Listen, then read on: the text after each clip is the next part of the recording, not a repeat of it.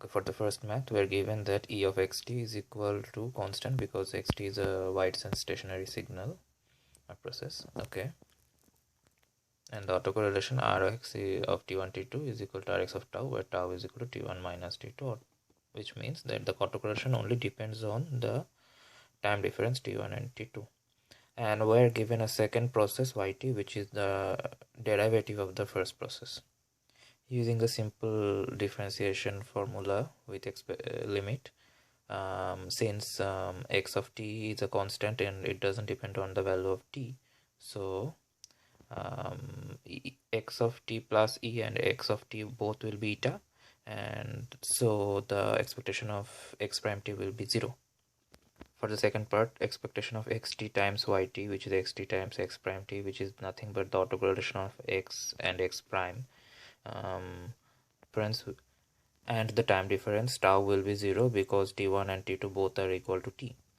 So which is according to the differentiation formula, the minus differentiation of the autocorrelation xx at 0. Since the autocorrelation, it does not depend on t because the value of t has been raised to 0, so we can say that the differentiation of that autocorrelation will be 0. And using that value, since the autocorrelation is 0, they are uncorrelated, and since the expected value of xt times yt is equal to 0, so they are orthogonal according to the formula. In the second math, this is a Poisson process. N is a Poisson number, and xt is a process where the value of xt will be 1 or minus 1 according to the number of n in the duration 0 to t. Okay, so we can find that probability of xt is equal to 1 will be when the probability of the arriving number is equal to 1. That means odd numbers 1, 3, 5 in the interval. So using the Poisson formula, we can find it is 1 e to the minus lambda t sine hyperbolic of lambda t from the progression series. And in the same way, we can find that x of t will be minus 1. The probability of that is e to the minus lambda t cos hyperbolic of lambda t. So the expectation will be nothing but the number 1 and minus 1 multiplied by their probabilities and the sum of that. So that is, again we are using another formula, sine cos hyperbolic lambda t minus sine hyperbolic lambda t is equal to e to the power minus lambda t. So multiplying to e to the minus lambda t, we get e to the power minus twice lambda t.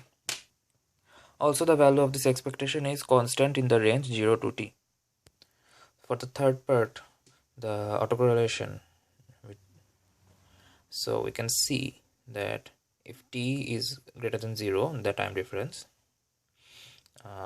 xt2 and xt1 both will be 1 if the number of points in the interval is odd according to our process.